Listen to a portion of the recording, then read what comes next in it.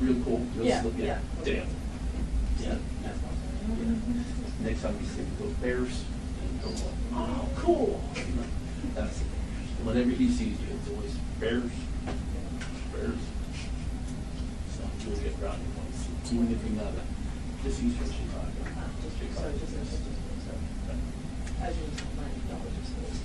All good. Well, as you can tell, I didn't recognize the name Bill. Here, I was going to pull my phone out and go to type in Bill and see who would come up with. Yeah. We fired with Bill about 5 years ago. I was trying to get back to it. No, probably not. Okay. Where are you from? What city?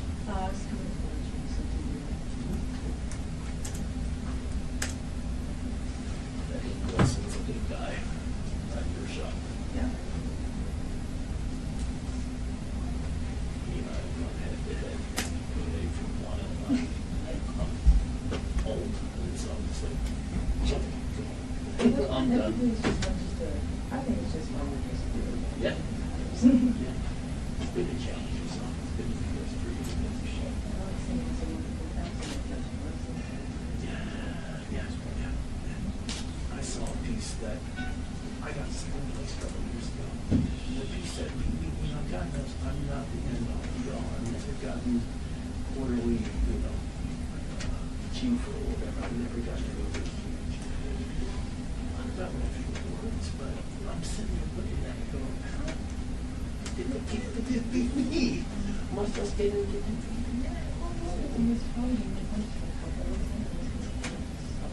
Right. Yep. But our chief is big time in NBA. He's always, yeah, he's always not pushing but encouraging. Okay, yeah. I think they do. They stopped it. Well,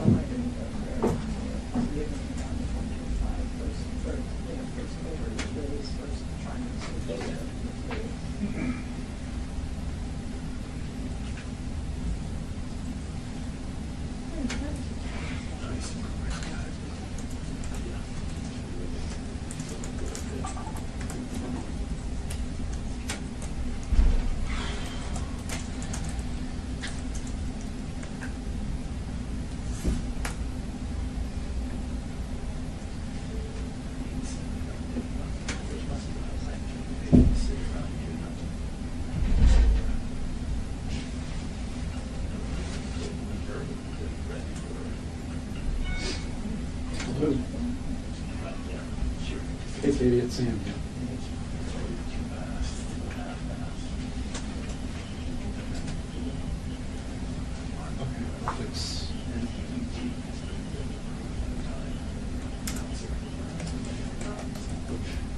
I mean, I think he's been one of the few staffers that are actually using the product already, so I don't have to be much confusion. But I'll fix the rules. Okay, thanks. All right, bye.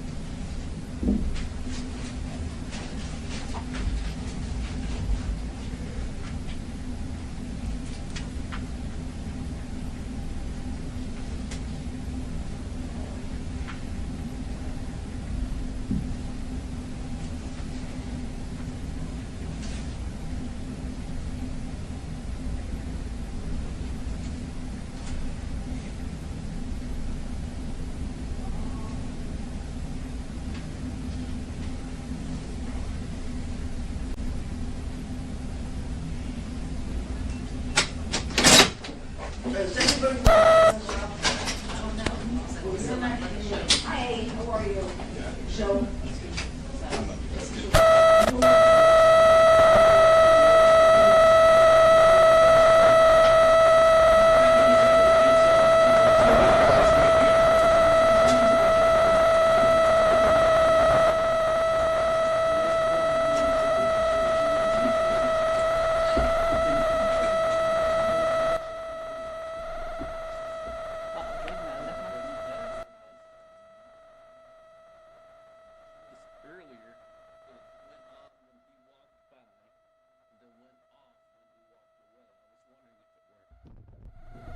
Let me think. That's the microphone. Issue currently, we just discovered it was. It wasn't here a moment ago. So if you could give us just a moment or two, we'll try to figure this out. Thank you so much. Hi, everybody, how are you? Anything I say cannot be used.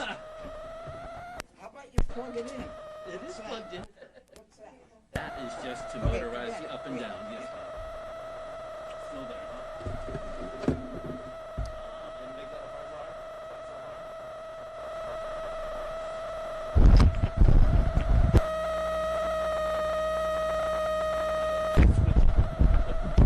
That fix it or no? Hey, Spence, you ought to be up here.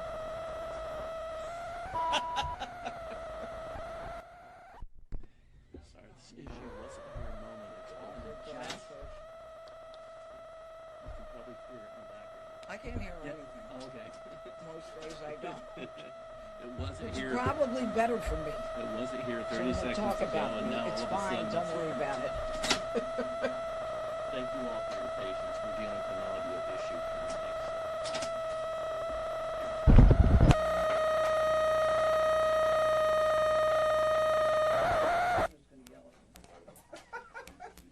Yep. Any more slack? Can you text him? Yeah, we're texting. Yep. Yep. All right. 1, 2, 3. 1, 2, 3. Okay. All right, ma'am. Give me 5 more seconds, please.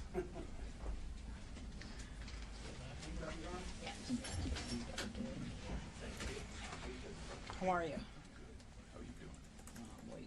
Exciting. Everybody good? Okay. Ma'am, whenever you're ready. Oh, you got it now? Yes, ma'am. Oh, I'm sorry. I told you I don't hear. All right. I want to thank you all for being here today. Today we're going to announce the names of 2 individuals who are being charged with a series of assaults and attempted carjacking in a highly publicized case where 2 young men were brutally assaulted and stomped, highlighting the need for accountability among young offenders in the district. This case underscores the escalating challenges that we face in confronting crime in Washington, D.C. On August 3rd of 2025, at about 2:53 a.m. Sunday morning, at the U Street corridor and 14th New York is home to over 2,000 AI startups and 360,000 tech professionals. This is our future. These are New Yorkers, software engineers, founders, data scientists, all standing outside a Sunoco gas station. They were approached by a large group of teens, individuals who confronted them and began to assault them.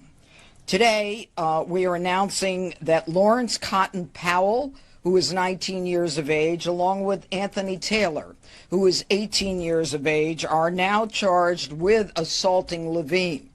Cotton Powell was stomping on Levine's head, as you can see in this poster to my left. Levine was able to get up momentarily, but the crowd chased him and got him down again. They continued to attack Levine while he was on the ground, and then proceeded to rob him of his sneakers and his watch. The group then, after the robbery and assault of Ethan Levine, They walked in the direction of where another crime occurred within minutes. You have heard of this crime. Edward Korestein, a 19-year-old Doge person who was working in the administration, was walking a young woman to her car when he was approached in the 1400 block of Swan Street Northwest. Approximately 10 suspects approached him, and as they did, he pushed the young woman into the car. And he was protecting her from the group before he was then attacked by multiple suspects, who then punched him repeatedly, causing significant injuries to him. They got him on the ground, and as they were doing so, they demanded the car from the woman who was inside the car and had already locked the car. They were banging on the car, they were pulling the car door, trying to get the car open, and were telling the woman in the car to hand over the keys. And the woman was, as I said, able to lock the car door, so they were unable to gain entry. And it was fortuitous that someone from the Metropolitan Police Department was on patrol. He happened to pull onto the block, and he witnessed the suspects actually assaulting Korestein, who was on the ground lying next to the car. The juveniles fled, but within a short period of time, two 15-year-olds were arrested, and they were taken into the family court by the Attorney General's office. That is the local Attorney General's office.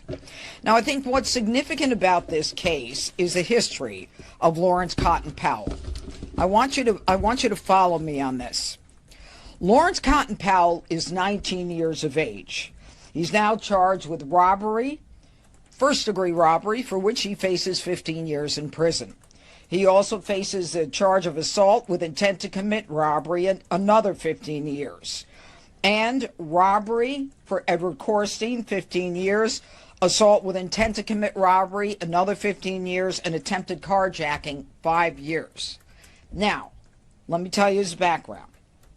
On April 3rd of this year, Lawrence Cotton Powell was sentenced for a felony attempted robbery. My office asked for jail time. Judge McLean, a judge sitting in the criminal part in Superior Court with no criminal background, made a decision to give Cotton Powell probation in spite of his conviction on a felony attempted robbery. Within 31 days, by May 4th, Powell reoffends. He's rearrested while he's on probation from the felony, and he's charged with simple assault and possession of a prohibited weapon B. On May 4th, my office asked that probation be revoked. But on May 16th, that same Judge McLean comes back and releases Cotton Powell and tells him basically, be a good boy. On July 24th, he is sentenced to one of the two misdemeanors that he's charged with. Again, my office asked for jail time after he victimized yet another person. And on July 25th, another judge suspends his sentence and decides that he should be on probation. So after a felony of attempted robbery conviction, after a violation of probation, after a second crime, after a second conviction, after no compliance with C. Sosa, the judges say do better and they let him go. And guess what? Within 10 days, he's at it again with Ethan Levine and Edward Korestein. Now, the co-defendant in this case is an individual by the name of Anthony Taylor. He charged also with the same arrest. He is with the same crimes. He is from Maryland. He is 18 years old. We are unaware of any history as it relates to him. I want to thank the Metropolitan Police Department. I want to thank the fact that this department went above and beyond and worked incredibly hard with the little evidence that we had to identify two of the perpetrators that we're going to be able to prosecute in criminal court. And I want to mention and thank the chief, and I also want to thank Mayor Bowser for her assistance in helping us. This is a coordinated effort by all of us. I also want to thank the marshals who are here, and they'll be speaking to you in a minute. But I again urge the D.C. Council to reconsider those trilogy of laws that allow Washington, D.C. to allow these young people to go out and victimize, re-victimize, and keep re-victimizing and putting the safety of the citizens who live, work, and visit here at risk. And I ask them to stand up finally and send a clear message, because the people of this district deserve no less than safety. So I want to call upon the police chief, Pamela Smith, to say a few words. Right. Thank you, Judge Pirro. Good afternoon. I'm Pamela A. Smith, Chief of Police of the Metropolitan Police Department. I'm joined today by Commander Kevin Kentish of our Criminal Investigations Division and Detective Thomas O'Donnell of the Carjacking Task Force. The Metropolitan Police Department is proud to stand alongside our partners at the United States Attorney's Office and the United States Marshal Service in announcing 2 additional arrests in the attempted carjacking of Mr. Edward Corstein. This is the latest example of the continuous partnerships between our agencies and our collective community commitment to removing individuals who harm our communities out of our community.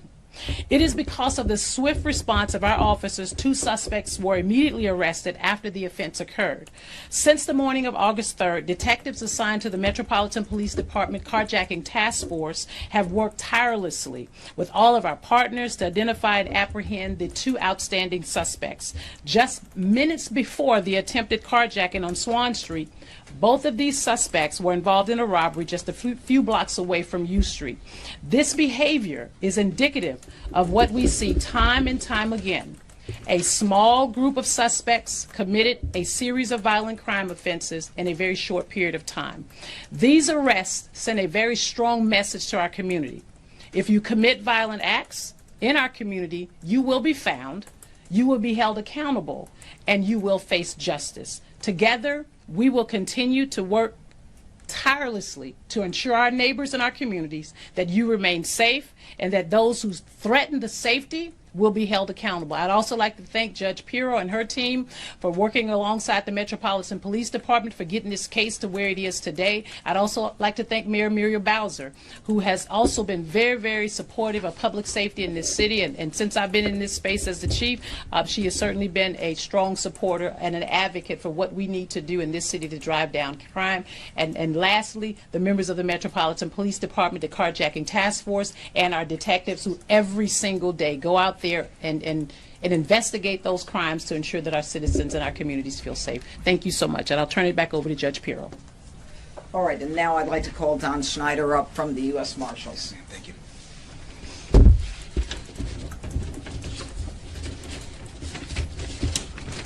Good afternoon, everybody. My name is Chief Inspector Don Snyder. I am the commander of the Capital Area Regional Fugitive Task Force with the United States Marshal Service. I also have Superior Court United States Marshal Tony Dixon with me. The mission of the Cardiff is to reduce violent crime and enhance public safety through the investigation and apprehension of violent fugitives. So fugitive investigations can be complex and are often inherently dangerous. Deputy U.S. Marshals and law enforcement officers across the country place the communities they serve before themselves when investigating and apprehending violent fugitives. Ensuring the service of justice for citizen victims can be extremely costly. We work closely at the Cardiff in D.C. with the Metropolitan Police Department. Our partnership is strong. It is the case in this investigation. So in the fugitive business, we regularly ask ourselves 2 very important questions. How do we manage risk to the community, to law enforcement, and to the offender when attempting to conduct a safe arrest operation? And how does law enforcement with limited resources and personnel best mitigate the risk of violent crime in our communities? So through high quality constitutional law enforcement, strong investigations and prosecutions, righteous convictions, and sentences of consequence, holistic mitigation of violence also requires organizations in the community to provide opportunities for growth and positive engagement with families and our youth. Over the past 75 days, the DC Safe and Beautiful Task Force has arrested over 4,700 offenders, seizing over 460 illicit firearms during these arrests. Violent crime is down across the city. Our mission at the DC Safe and Beautiful Task Force is to end crime in America's capital, making it the safest city in the nation. Law enforcement and National Guard are doing our best to do our part. Now we need everybody to come together and work together to eliminate violence in the district for good and provide families and our youth with opportunities to thrive. The DC Safe and Beautiful Task Force is an absolutely wonderful thing. It's the greatest partnership in modern history of law enforcement and National Guard coming together to make a community safe. And we are here to stay. It's one badge, one fight, make DC the safest and most beautiful city in America, where citizens of all DC communities are provided with the unlimited opportunity to thrive. Thank you. Yes, ma'am. Thank you. Good afternoon. My name is Robert Tony Dixon. I'm a United States Marshal for the Superior Court here in the District of Columbia. As you've heard said, first of all, let me thank Judge Pirro, United States Attorney Pirro. I want to thank Chief of Police Pamela Smith and all of her colleagues. And I also want to thank Mayor Bowser for the continued cooperation and collaboration that we have in partnerships to address these types of matters. As you've seen and as you have heard, this effort is indicative of what can happen and what does happen when we collaboratively interact to bring justice in the District of Columbia. That said, we can do it better with the assistance of the community. And with that in mind, I implore and I invite the community to assist us in our efforts, our collaborative efforts, to make this a safer and a more unified and peaceful city. We can do it with your help, and only with your help can it be as successful as possible. That said, I want to thank you all for what you have done and continue to do. I want to thank the colleagues here. And again, I want to thank the U.S. Attorney's Office and our collaborative relationship with the Metropolitan Police. Thank you. Okay. And with respect to the collaborative relationship, I think you all know that this is something that President Trump brought to the district in his desire to make D.C. safe and beautiful. The number of arrests, the number of convictions, the number of charges are all reflective of a cooperative effort, and they're making a difference in the district. Now, any questions? Yes. Hi there, Olivia George with the Washington Post. Thanks for having us. You mentioned that this 18 and 19-year-old and the two 15-year-olds that were sentenced last week were part of a larger group. Yeah. I'm wondering if you've identified any of the other individuals, and if so, how old they are, and when we could expect news of other charges. Well, I'm glad you asked the question. The investigation is continuing. We continue to take these cases and move it forward. We're not going to be happy until we get every person who was involved in the assault on these two individuals, and we continue to do that. Make no mistake that that is a priority for everyone who's standing behind me right now. Two of the 15-year-olds, as you know, have been released. Their case is closed. Our case has been put over for a preliminary hearing, I believe, I believe it's November 6th. But we expect that there will be more who will be identified and arrested. I think that what you can see here, these two defendants here are stomping on Edward Levine. You can see that there is a sneaker there. They're taking his shoes from him. And this was what Edward Cortesine looked like. These are severe beatings with some severe injuries, hospitalizations by both victims. And the most stunning part of all this is they happened within minutes of each other. And we know that this same group moved from one assault to the next assault. And we are continuing to investigate with these phenomenal investigators in police department to find out where they went next. And we will. Of that, I have no question. Chief, you said that these arrests are evidence that these individuals will be held accountable and will face justice. Your officers repeatedly arrested this individual, gave the evidence to the prosecutor's office that used it to repeatedly ask that he be detained, and then he reoffended multiple times. Is that being held accountable? And is there frustration among law enforcement that they're not being held accountable despite your office's repeated efforts to provide the necessary evidence to your office? When you say that he reoffended at what point? Well, the misdemeanor in May, that he reoffended while he was out. But the chief is not responsible for what judges do. No, that's what I'm asking. Is there frustration that there's not accountability despite the effort your officers continue to put in? Let me say this. I think everyone in this room knows the amount of times we have rearrested the same individuals over and over and over again. Today's message is not new. Of course it's frustrating for my police officers. Every single day, the expectation of this city is that they go out and police, right? And then when they keep arresting the same individuals over and over and over again, it's offensive to me. I have to sit through crime briefings Monday through Friday. We see some of the same faces over and over and over again. And when I talk about the accountability piece, that is certainly in partnership with our U.S. Attorney's Office. Make no mistake about it. Judge Pirro, as we present these cases, her office is working collaboratively with us, and she is doing what we have expected the process to do when it comes to our criminal justice system, and that is when we arrest individuals for violent crimes, that they are presented in court and that they are held accountable. When it comes to that piece, of course, I'm not a judge and I'm certainly not an attorney, but I do applaud our officers who continue every single day in this same effort.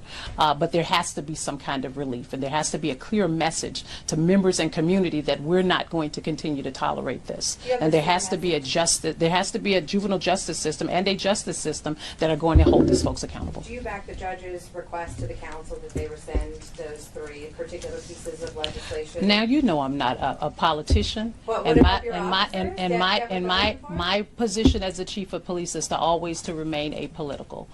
Any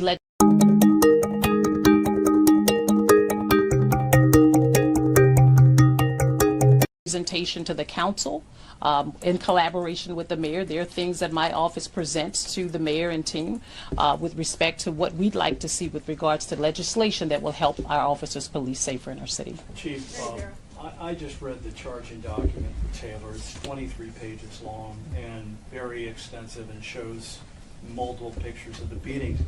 But what's extraordinary is that Taylor was arrested hours after Korstein was beat up. Mm-hmm. And his photo was taken. And that seems to have been the key to the case here. I don't know if Commander Kendish wants to talk about it, but how long did it take to connect Taylor with that photograph of that arrest with all of the surveillance photos that you had and video that you had to finally, because it looks to me as if it was his clothing and his face, obviously, that connected the dots. And Paul, I appreciate you for asking that question. As you know, all of that is a part of the investigation, and that's what the judge and her team will present in court, the timeline and how those things panned out. Can you talk about the work that the detectives did on that? Well, I think the detectives have done an extensive work. I think Judge Pirro has said they worked tirelessly. I've said they have worked tirelessly. And in the question that the Washington Post reporter asked was that, are there others? We will continue to work and throw everything that we have at this particular, in all of our cases. This isn't just as you notice, we have this case, we have that case. They're working this entire case. Attorney Pirro. Judge Pirro. Yes. Hi. Laura Byrne, local MSNBC. You're charging the individuals with carjacking, correct? That's part of the charges? Yes. And so I'm just Attempted carjacking. Attempted carjacking, thank you. But President Trump said last week that he was disappointed, that you were disappointed with the sentencing of the other individuals that were... Of the 15-year-olds yes. by the family court? Yes. Well, without even asking you to be specific, we have long believed that it's time to lower the age of criminal responsibility. It's time that we get 15-year-olds who are part of this gang into the criminal justice system so that we have a record of who they are. So we start to incarcerate them. This is a problem. They go to family court, they get released, and then they get probation, and that's the end of it. How many times they go through there before I get to them is amazing. If you could look, and I'm not talking about this case, if you could look at the history of a lot of these offenders, when I first get them, how many times they've been in family court, you would be furious, as I am most days. Were you disappointed, though, by the actual charges that you were able to bring? Did you intended to bring carjacking? I bring charges that are consistent with the evidence, the facts, and the law. It's not about being disappointed. I mean, I only go as far as the law allows me to go. And it's attempted carjacking. They didn't get the car. She was in the vehicle. She didn't give them the keys. They weren't able to get in. But, I mean, this is an attempt robbery 1, along with the assault in pursuance of a robbery. I mean, this is assault with the intent to commit a robbery. These are serious crimes, 15 years for each. Related to this, last week, did you fire a prosecutor in your office, Liz Alloy, and did it have anything to do with the Ed Coruscant case? I don't talk about personnel issues in a press conference. What Can you else? tell us where these two are? I know Taylor went through court, Superior Court already. When was Taylor arrested, and where is Powell? Is he in Maryland? No, they're both, where are they? They're both detained. They're in. They are now residents of the taxpayers. When were they arrested? Sorry. Were they arrested? Friday? Friday and Saturday. Yeah, Friday and Saturday. Okay? Where they were arrested? In Maryland? Thursday and Friday. One was arrested in Maryland. The one who lives in Maryland. So we had to go across state lines to get him. Thanks, everybody. I appreciate it. Thank you. Judge, can I ask an off-topic question? No. Thank you.